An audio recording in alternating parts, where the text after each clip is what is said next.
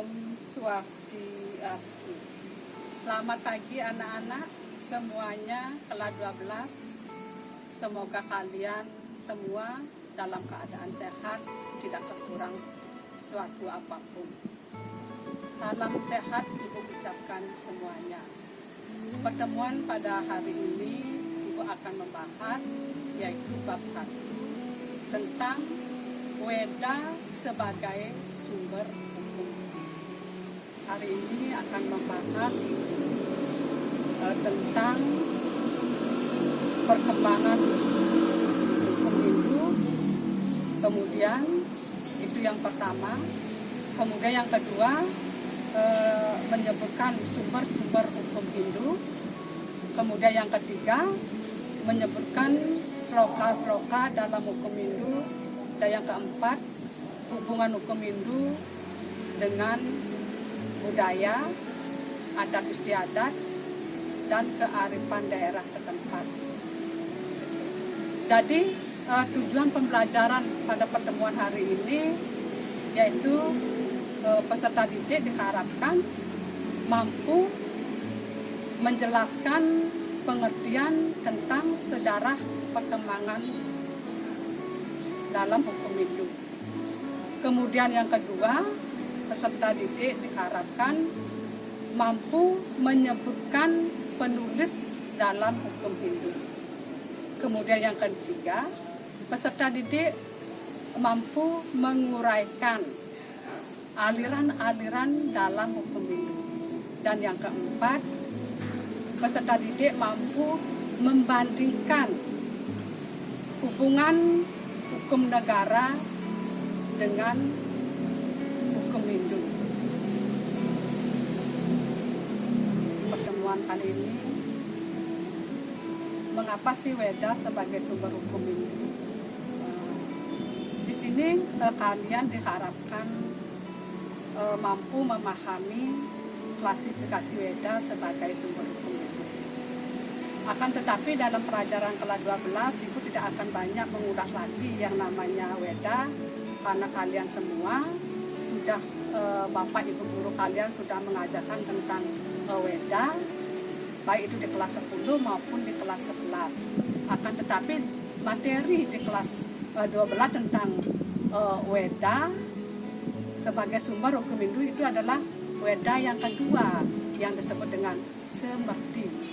Itu ada dalam Manao Dharma Sastra bab 2 sloka 6 yang bunyinya Wedo Kilo Dharma Mulam Semerti Sile Ca Tat Widam Acara Sasca Iwa Sadunam Atma Nas Yustir Ewaca, yang artinya seluruh Weda merupakan sumber utama daripada Dharma atau agama Hindu. Kemudian barulah Semerti, di samping kebiasaan-kebiasaan yang baik dari orang-orang yang menghayati Weda, serta kemudian acara tradisi dari orang-orang suci. Dan akhirnya Atma Nastuti, yaitu rasa puas diri sendiri, yaitu yang terdapat di dalam Menawa Dharma Sastra bab 2 sloka 6. Di sini kita patut bersyukur kehadapannya, karena sampai saat ini masih dapat mewarisi kesusastraan Hindu. Bagaimanakah semuanya itu dapat diwujudkan? Mari kita renungkan bersama. Dharma dipandang sebagai hukum Hindu. Bagaimana perkembangan hukum Hindu di tengah-tengah kehidupan bermasyarakat Hindu? Nanti ini perlu didiskusikan bersama. Kita akan mulai saja materi yaitu perkembangan hukum Hindu. kita lihat sekarang selalu berpatokan atau berpedoman pada kitab suci. Di sini dijelaskan dalam kitab suci, yaitu perihen temen dharma duma ranang sarat sarage sang sadu sire ke tu tane dan arde dan kame pidonia dan yase ye sakti sang sajana dharma raksaka. Artinya apa? Usahakan benar dharma untuk memelihara dunia ini. Kesenangan orang-orang bijak itu kamu harus ikuti, yang tidak mementingkan harta, kesenangan nafsu maupun nama. Karena itulah yang merupakan keampuhannya orang-orang bijaksana di dalam memegang dharma. Ingat, dharma itu merupakan pegangan. Dharma itu merupakan pedoman. Dharma itu merupakan juga sebagai alat bagi umat Hindu untuk menyeberangi samudra untuk mencapai tujuan kita bersama, yaitu kebahagiaan yang abadi. Dalam tujuan agama Hindu yaitu moksartam jagadita yaca iti dharma, atau kebahagiaan yang abadi yang disebut dengan Satchit Ananda. Juga terdapat di dalam Kekawin Ramayana Sarga 24 Sloka 81, yaitu tentang sumber hukum Hindu yang bunyinya saka nikang erat kita yan wenang manur padese prihata rumak saya kesaya nikang pape nahan prayo jenane jana anuragadi tuwin kapungkuhe. Artinya apa? Peredaran zaman dunia ini sedapat-dapatnya harus kamu ikuti benar-benar. Pergunakanlah ajaran Manu untuk memelihara dunia, melenyapkan penderitaan, hendaknya diusahakan kecintaan rakyat pasti kamu peroleh. Yaitu ingat di dalam Kekawin Ramayana Sarga 24 Sloka 81. Kemudian di sini ada yang tahu apa itu hukum Hindu? Baik, akan Ibu jelaskan di sini. Hukum Hindu adalah sebuah tata aturan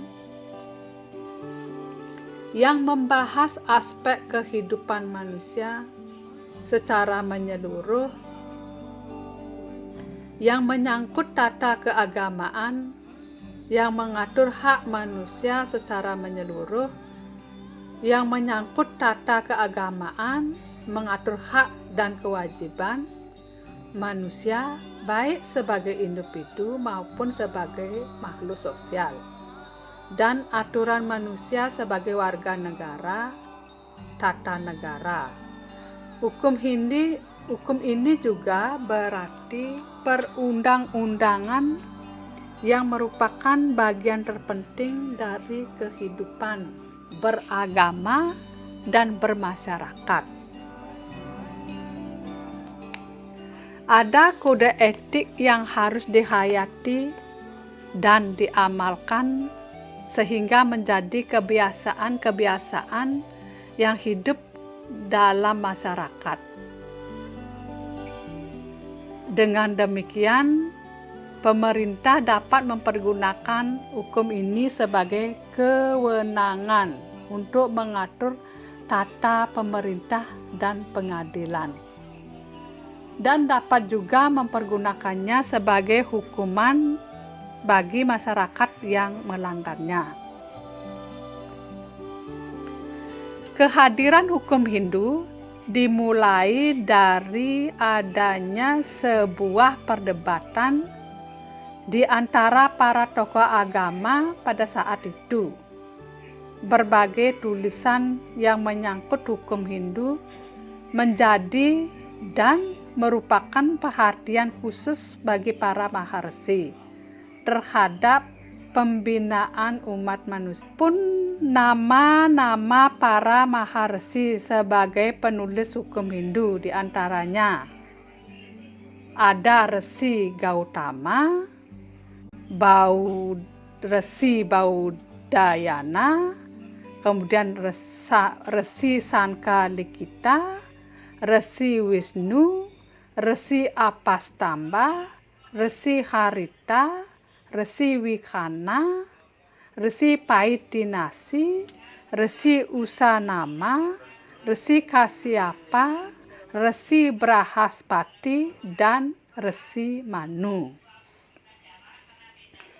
Dengan adanya upaya penulisan atas hukum Hindu, tampak jelas kepada kita bahwa referensi hukum Hindu telah lama dimulai juga dengan berbagai perdebatan dan kritik masing-masing, sehingga melahirkan beberapa aliran hukum Hindu. Diantaranya ada aliran hukum Hindu, yaitu diantaranya satu, aliran Yajnavalkya oleh Yajnavalkya. Kemudian yang kedua ada aliran Mitaksara oleh Wijenaneswara. Kemudian yang ketiga ada aliran Dayabaga oleh Jimutawahana. Dari ketiga aliran tersebut, pada akhirnya keberadaan hukum Hindu dapat berkembang dengan pesat, khususnya di wilayah India dan sekitarnya. Dua aliran yang terakhir yang mendapat perhatian khusus dan dengan penyebarannya yang sangat luas yaitu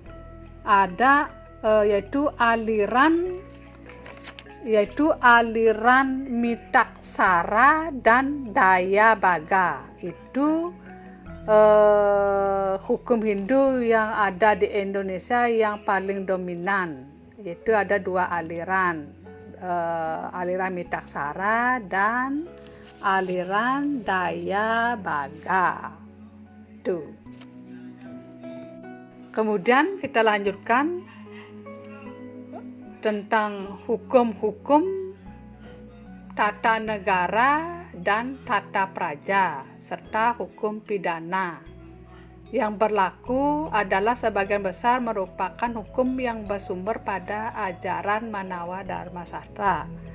Hal ini kemudian dikenal sebagai kebiasaan-kebiasaan atau hukum adat seperti yang berkembang di Indonesia dan khususnya dapat dilihat pada hukum adat di Bali.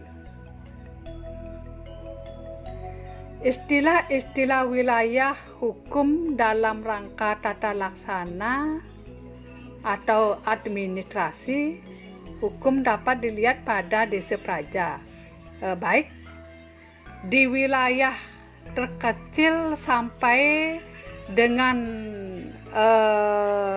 wilayah terbesar. Itu ada namanya yang disebut dengan desa praja, kemudian grama, kemudian yang disebut dengan pura, kemudian yang disebut dengan negara atau rasta.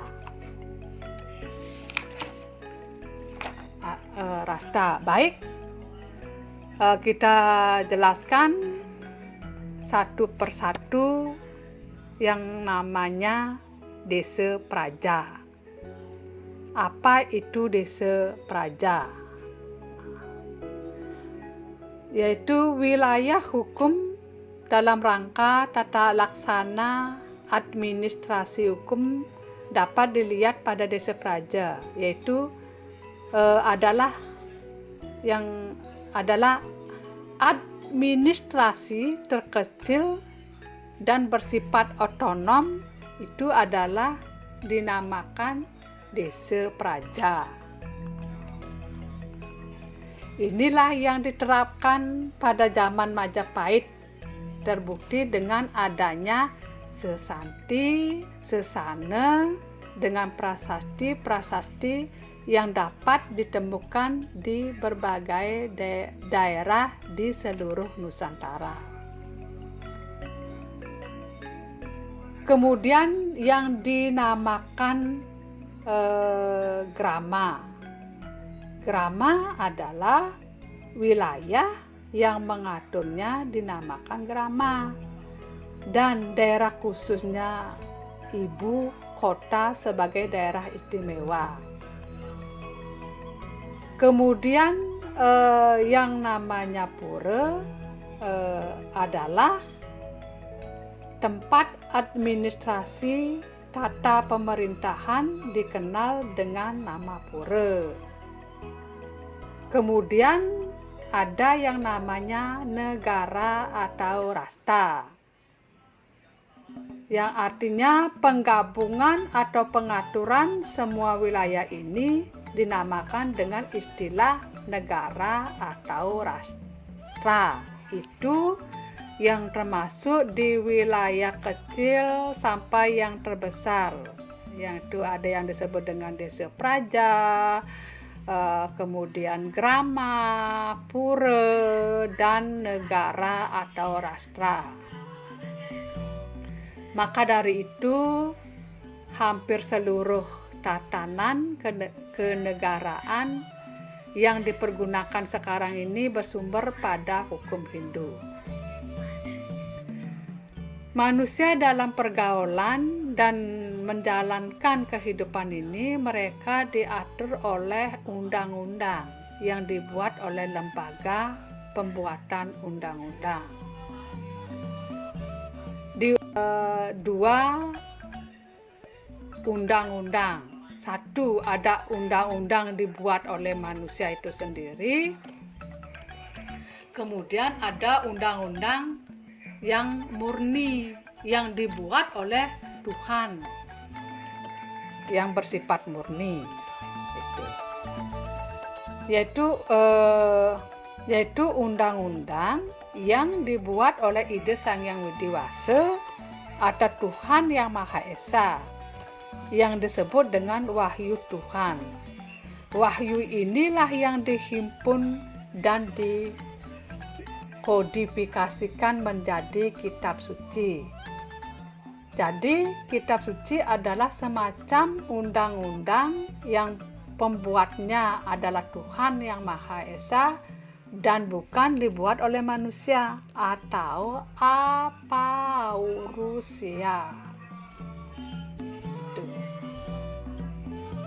Gitu. Jadi undang-undang yang dibuat oleh Tuhan Yang Maha Esa diturunkan melalui orang-orang suci yang disebut dengan Sabda Resi. Mana saja yang termasuk Maharesi yang penerima wahyu itu ada 7 Maharesi yang disebut dengan Sabda Resi.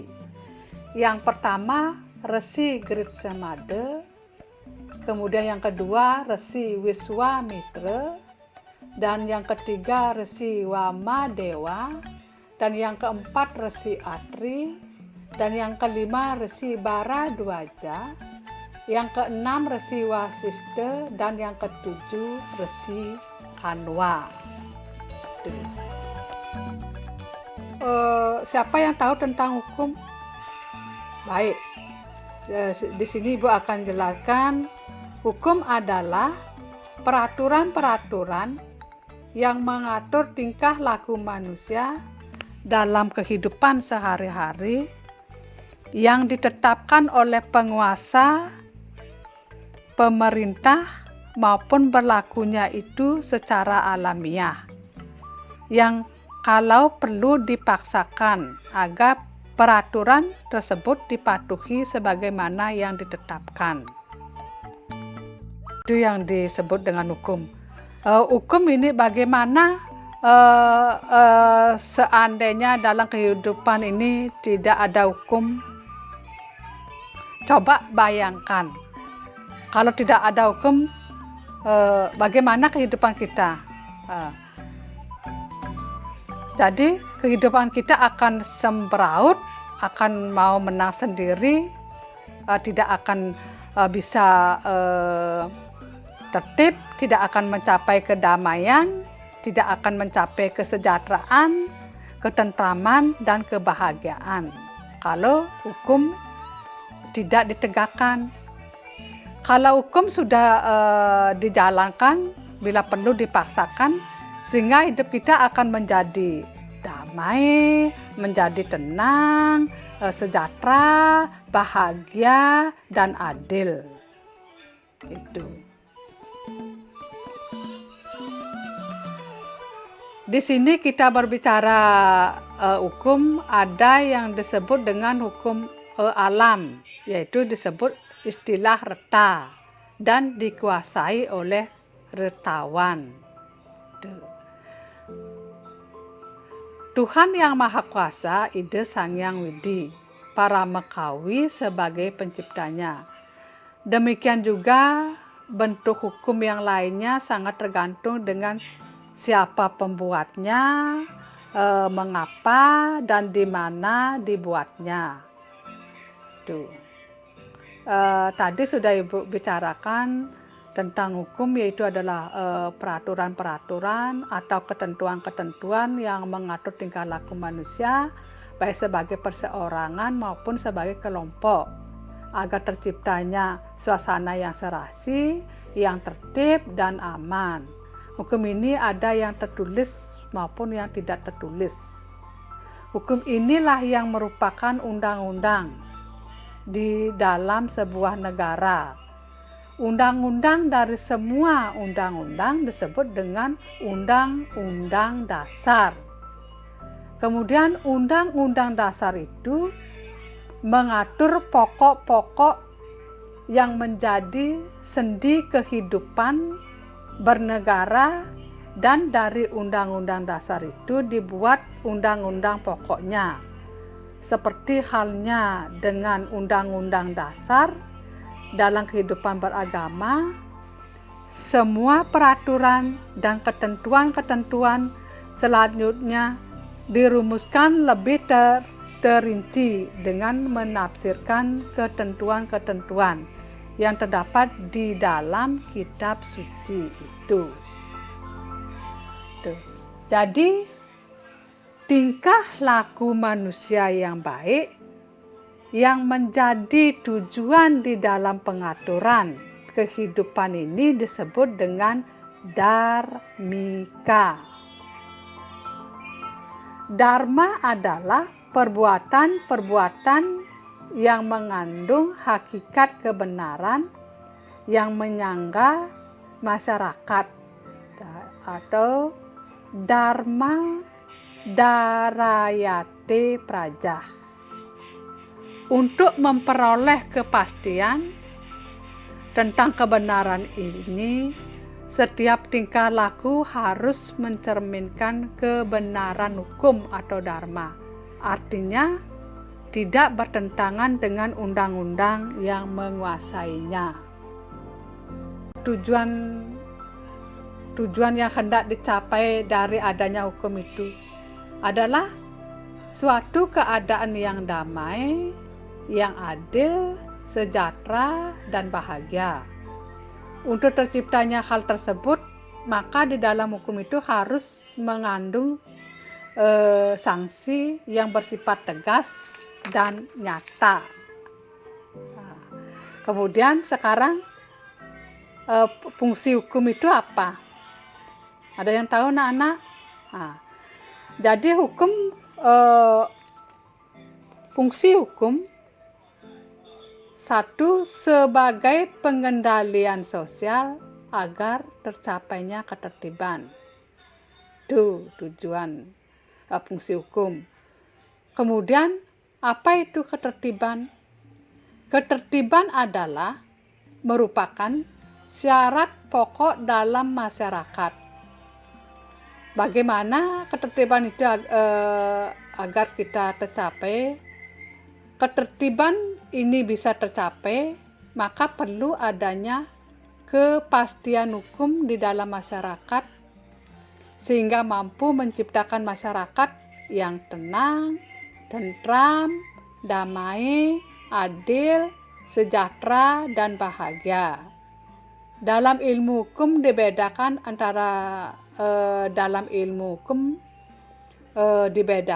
antara statut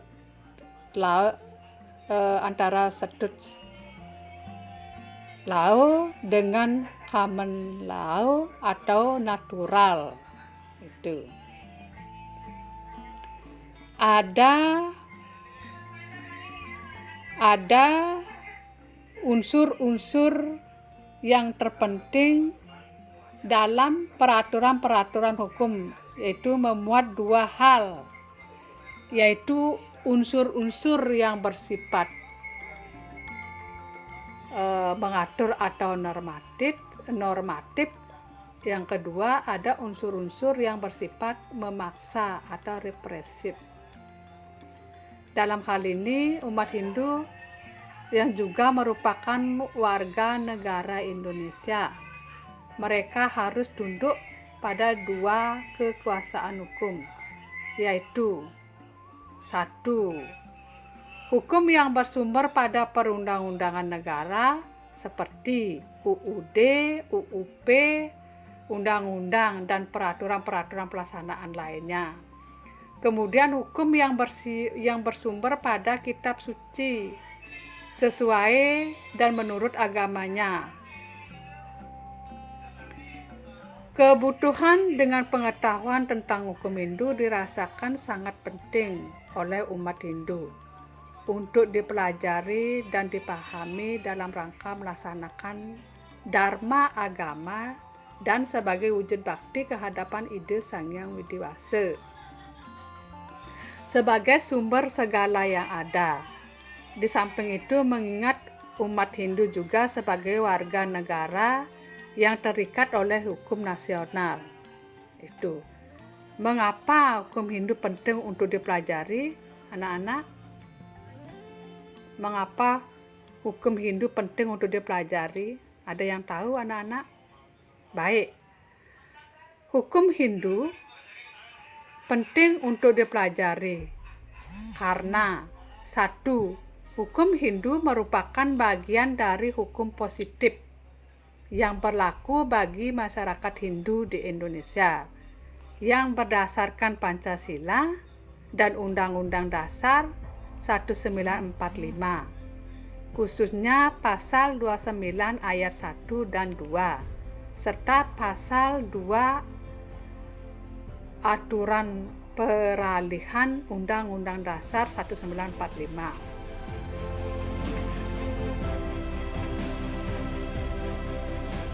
Kemudian yang kedua, untuk memahami bahwa berlakunya hukum Hindu di Indonesia dibatasi oleh falsafah negara Pancasila dan ketentuan-ketentuan dalam Undang-Undang Dasar 1945. Kemudian yang ketiga, untuk dapat mengetahui persamaan dan perbedaan antara hukum adat atau Bali dengan hukum agama Hindu atau hukum Hindu. Dan yang keempat, untuk dapat membedakan antara adat murni dengan adat yang bersumber pada ajaran-ajaran agama Hindu. Muncul dan tumbuhnya aliran-aliran hukum Hindu ini adalah merupakan fenomena sejarah perkembangan hukum Hindu yang semakin meluas dan berkembang. Bersamaan dengan itu pula, maka muncullah kritikus Hindu yang membahas tentang berbagai aspek hukum Hindu, serta bertanggung jawab atas lahirnya aliran-aliran hukum Hindu tersebut. Sebagai akibatnya, maka timbullah berbagai masalah hukum yang relatif menimbulkan realitas kaidah-kaidah hukum Hindu. Di antara berbagai daerah Hindu, dua dari aliran hukum yang muncul itu akhirnya sangat berpengaruh bagi perkembangan hukum Hindu di Indonesia, terutama aliran Mitaksara dengan berbagai pengadaptasiannya. Di Indonesia kita mewarisi berbagai macam rontal dengan berbagai sebutan seperti ini ada lontar di Indonesia ya. Rontal ada di Indonesia, ada di Jawa, ada di Kalimantan, banyak lagi. Di Indonesia kita warisi, kemudian kita perlu diketahui itu rontal yang ada di Indonesia, seperti misalnya rontal Usana, kemudian rontal Gajah Mada, rontal Sare Sambusaya, kemudian rontal Kutare Manawa, kemudian rontal Agama, kemudian rontal Adigama, rontal Purwa Digama, rontal Kertepati, dan Kertesime. Di antara berbagai macam rontal-rontal itu yang memuat tentang sasana, ini ada rontal yang memuat tentang sasana. Di antaranya ada Raja Sesana, Siwa Sesana, Putra Sesana, Resi Sesana, dan yang lainnya. Semuanya itu adalah merupakan gubahan yang sebagian bersifat penyalinan dan sebagian lagi bersifat pengembangan. Perlu dan penting kita ketahui sumber hukum dalam arti sejarah adalah adanya Raja Sana, adanya Raja Sesana yang dituangkan dalam berbagai prasasti dan pesuara-pesuara yang dipergunakan sebagai jurisprudensi hukum Hindu yang dikembangkan oleh para raja-raja Hindu. Hal semacam inilah yang nampak pada kita yang secara garis besarnya dapat dikemukakan sebagai hal mengenai sumber hukum Hindu berdasarkan atas sejarahnya. Demikianlah uraian singkat dari sejarah adanya perkembangan hukum Hindu yang patut kita pedomani bersama untuk mewujudkan ketertiban umat sedunia. Semoga bermanfaat. Apabila ada kekurangan atau salah kata atau salah ucap, Ibu mohon maaf.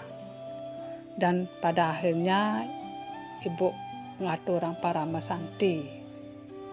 Om Santi Santi Santi. Om.